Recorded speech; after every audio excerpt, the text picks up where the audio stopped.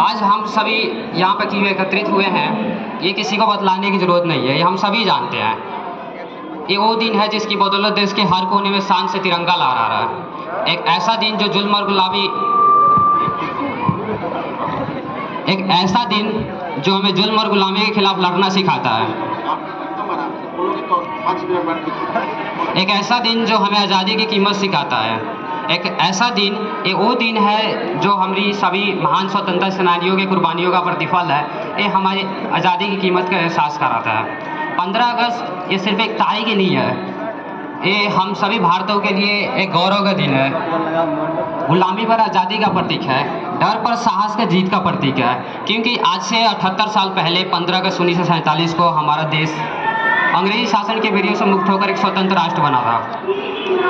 और इस आज़ादी में न जाने कितने जाने गई। ये आज़ादी भीख में नहीं मिली है, इसके लिए एक लंबा संघर्ष चला है। 1857 से लेकर के 1947 तक 90 सालों के बीच एक लंबा संघर्ष चला, जिसमें न जाने कितने जाने गई, कितने गांव के गांव उजड़ गए, घर उजड़ गए, कितने मजदूर मारे गए, कितने किसान मारे गए। तब जाके हम इस आज़ादी का जश्न मना रहे हैं।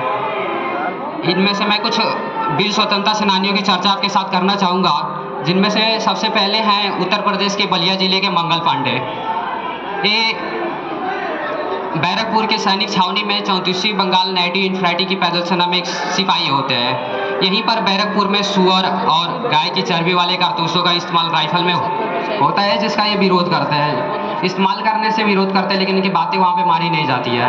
तब ये वहाँ पर लेफ्टिनेंट बॉब और मेजर हुसैन को वहीं पर मौत के घाट उतार देते हैं और ये साबित कर देते हैं कि हम तुम्हारे अंग्रेज़ों के हमेशा के लिए गुलाम नहीं रहेंगे। एक समय होता है जब हम लड़के आज़ादी पा सकते हैं।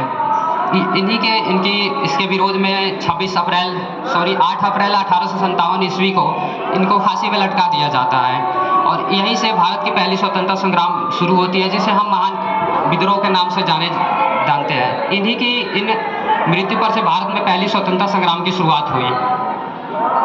अब मैं एक ऐसे 80 साल के बुढ़े व्यक्ति की चर्चा करना चाहूँगा, जिन्होंने अपने साहस और संघर्ष पे अंग्रेजों के छक्के छुड़ा दिए। जी, इनका नाम है, ये बिहार के आरा जिले के हैं। इनका नाम है वीर कुंवर सिंह। ये 1858 ईस्वी की महान क्रांति में काफ़ी इनकी भागीदारी रही है। इन्होंने अपने साहस संघर्ष से अंग्रेजों के छक्के छुड़ा दिए। और इनके जब ये लड़ाई लड़ते हैं, उसके बाद इनको जंगल में जाना पड़ा। 1857 ईस्वी की क्रांति में इनकी काफ़ी भूमिका रही और इस समय इनको चोट आ जाती है। जब इनकी आपूर्ति कमी होती है, इनके पास भोजन सामग्री नहीं होती है, तब ये घास की रोटियां खाते हैं अपने सैनिकों के साथ। और इसी के साथ वे 26 अप्रैल 1858 को अपने चोटों के साथ गहरी सांसें लेते हैं।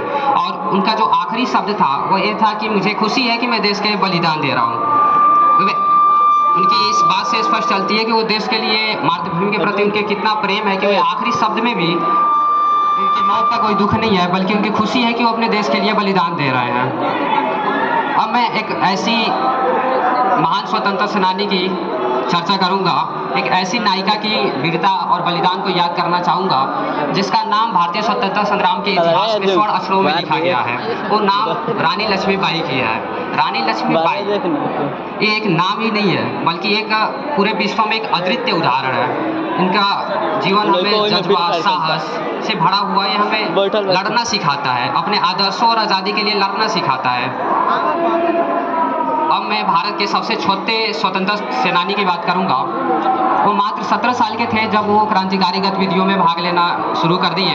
जिस साल की उम्र में बच्चे बैट बॉल खेलते हैं, जिस साल की उम्र में हम मस्ती करते हैं, उस साल की उम्र में वो बच्चे क्रांतिकारी गतिविधियों में भाग ले रहे हैं, बम बनाना सीख रहे हैं। इन्होंने 1908 ईस्वी में एक मुजफ्फरपुर में अंग्रेज अधिकारी थे डगलस किंग्सफोर्ड, उन्होंने इन पर बम फेंका था, जिसके विरोध में इनकी फांसी की सज़ा सुनाई जाती है।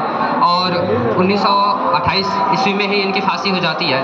फांसी के वक्त एक 18 साल का बच्चा, इनका नाम खुदीराम बोस था, जब इनको फांसी दी जा रही है तो इनको मौत का कोई गम नहीं है। एक खुशी खुशी हंसते हंसते फांसी पे चढ़ गए और वंदे मातरम का नारा लगा रहे हैं, एक 18 साल की उम्र में। ये हमें देश के प्रति, मातृभूमि के प्रति प्रेम को दर्शाता है। अब मैं कुछ ऐसे वीरों की चर्चा करना चाहूँगा जिनकी नाम सुन के हमारा शरीर खुद पे खुद गर्व उठता है। वो नाम है भगत सिंह, सुखदेव, राजगुरु।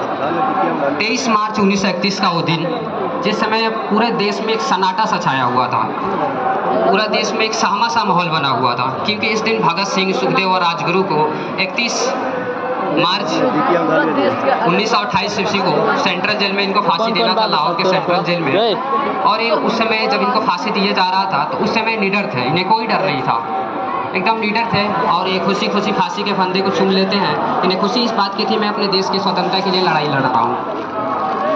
उसके बाद मैं एक 60 साल के व्यक्ति की चर्चा करना चाहूँगा जिन्होंने निस्वार्थ अपने देश की स्वतंत्रता के लिए अपने शरीर पे लाठी खाई, और उसी लाठी खाने की वजह से उनकी मौत भी होती है।